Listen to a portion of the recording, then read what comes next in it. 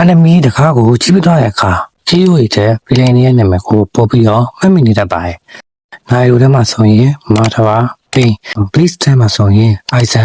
်ဂျေဆုခိုင်ဆန်ထဲမှာဆိုရင်စကုနာသူတို့ဟာဇလိုင်းတွေကလူစိုးတွေဖြစ်ကြပေမဲ့ဘာကြောင့်လူအများရဲ့ဖြစ်နေကြရတာလဲ။ဒီမိကုန်းရဲ့ဖြေကတော့ရိုးရိုးလေးပါပဲ။ဒီမိကုန်းရဲ့အဖြေကိုမဖြေခင်မှာ feeling ဆိုတာပါလေ။ feeling ဆိုတာကလူအများစုအမြင်မှာတော့လူစိုးတယောက်လိုပဲမြင်ကြလိမ့်မယ်။တကယ်လည်းလူစိုးပါပဲ။ feeling တွေကဟီးရိုးတွေရဲ့ဆက်ညက်ပဲဇလန်တွေကအသားအစီအနိုင်ယူရမယ်တူဒါပေမဲ့ feeling ကောင်းတယောက်ကအဲ့လောက်နဲ့ထင်မပြေပါဘူး။တချို့ feeling တွေကလူစိုးတယောက်တကူပို့ရတယ်။ဟီးရိုးနဲ့မတူတဲ့အမှန်တရားကိုယုံကြည်နေတဲ့သူတို့မှာအိမ်မက်တရှိကြရဲ့။ရွေချက်တရှိကြရဲ့။သူတို့လည်းလူစိုးလို့မထင်မှတ်ကြပါဘူး။သူတို့လုပ်နေတဲ့အရာတွေကမှန်တယ်လို့ပဲယုံကြည်ထားကြရဲ့။အဲအားကြောင့်ပဲတချို့ feeling တွေကပို့ပြီးတော့စိတ်ဝင်စားမှုကောင်းတယ်သူတို့ကမကောင်းမှုကိုကိုးစားပြုနေတာမဟုတ်ဘူးလူသားတွေကဒေါသတွေအထီးချမ်းမှုတွေလောဘတွေအာဏာလိုချင်စိတ်တွေနာကျင်မှုတွေကိုကိုးစားပြုနေကြတယ်အဲ့ဒါကြောင့်ဗီလီနီကိုကျွန်တော်တို့ကြည့်ရခါလူစိုးတယောက်ကိုကြည့်နေရတဲ့ကျွန်တော်တို့လူသားဘဝရဲ့အမောပတ်ချမ်းကိုကြည့်နေရတယ်လို့ဖြစ်နေတတ်ပါတယ်ကျွန်တော်တို့တွေဗီလီနီကိုဘာကြောင့်ကြိုက်ကြရလဲသူတို့ကပိုးပြီးတော့ဆွမ်းထက်လို့လားဒါမှမဟုတ်မိမှန်နေကြလို့လားဒါမှမဟုတ်အေးစိတ်တည်နေကြလို့လားအဲ့ဟာအထက်ပို့ပြီးတော့နှဆိုင်တဲ့ကြောင်းရင်းတွေရှိပါရဲ့ပထမဆုံးချက်ဗီလီနီကလူသားဆန်လို့မှာရဲ့လူသားမဟုတ်တဲ့ဗီလီနီကလွှဲရင်ပေါ့ဟီးရိုးတွေဟာအမှန်တရားဘက်ကနေရည်တည်ကြရဲ့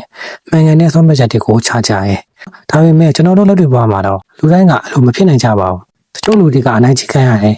တချို့လူတွေကကြောင့်ဆုံးချုံမှုတွေနဲ့ကြုံရတယ်တချို့လူတွေကတော့ကိုယ့်ကိုယ်နားလည်ပေးမှတူတယောက်မှမရှိဘူးလို့ခံစားရတယ်အဲ့ခံစားချက်တွေကဗီလီနီတွေကပဲပို့ပြီးတော့မြင်တတ်ပါရဲ့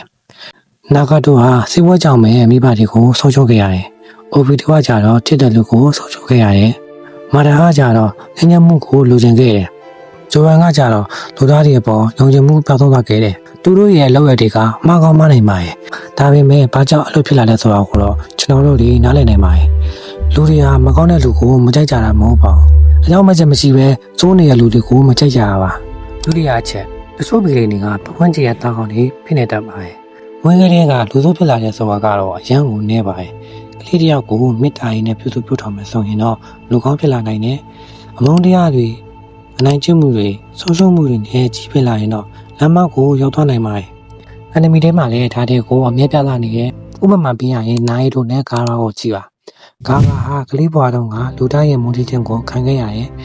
နိုင်တို့ကိုလည်းရွာသားတွေကရှောင်ပေးခဲ့ရဆိုပေမဲ့ခွာချချက်ကနိုင်တို့ကိုခါခါရှိတို့ချီအားရတို့လိုလက်မြပေးမှတို့ရှိခဲ့တယ်။ခါရမှာတော့အဲ့လိုလူမရှိခဲ့ပါဘူး။ဘယ်သူမှတော့လူစုအဖြစ်မွေးဖောက်လာကြပါဘူး။ဒါပေမဲ့လူတယောက်ရဲ့ဘဝကိုပြောင်းလဲပေးနိုင်တာကစွမ်းအားတရားမဟုတ်ဘူး။လူတို့ရဲ့ဘေးမှာရှိတဲ့ပတ်ဝန်းကျင်မှာတတိယချက်ဖီလီနီကအမှန်တရားတချို့ကိုပြောရဲပါတယ်။ဟီးရိုးတွေကတော့မျောလင့်ချက်တွေအကြောင်းကိုပြောတယ်။ဖီလီနီကကြတော့လက်တွေဘဝအကြောင်းကိုပြောတယ်။ဥပမာပေးရရင်ပိန်းကအ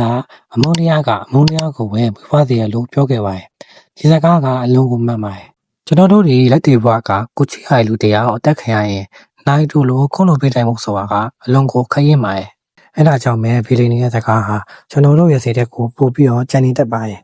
ကျွန်တော်တို့တွေအလမီတဲကဗီလီနီကိုမြင်တဲ့အခါသူ့နေရာမှာငါသာဆိုရင်ဘယ်လိုလုပ်လိုက်မလဲဆိုပြီးတော့အတွေးဝင်လာတတ်ပါရဲ့ဟီးရိုးတွေကိုကြည့်ရအခါသူတို့ရဲ့စူးစမ်းထုံးမှုတွေသူတို့ရဲ့ကောင်းမွန်တဲ့လမ်းတွေကိုကြည့်ပြီးတော့အားချရပါရဲ့ဒါပေမဲ့ဗီလီနီကကြတော့ကျွန်တော်တို့ရဲ့မတိစိတ်ကနေဖြစ်ပေါ်နေတတ်တဲ့ခန်းစားချက်တွေကိုပြသနေပါရဲ့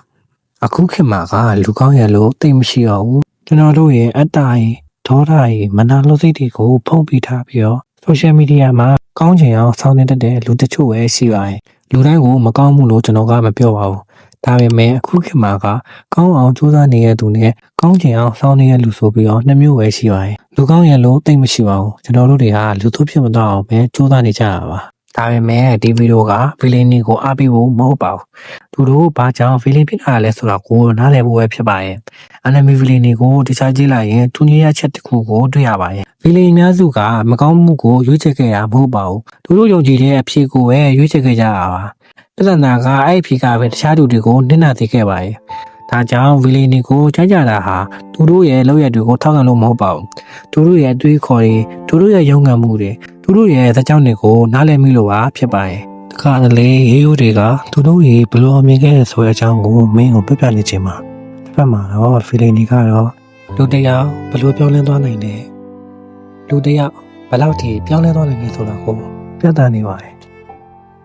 မင်းသာငါအနာမှာရှိခဲ့အနိုင်ကျင့်မဲ့လူတွေသာမရှိခဲ့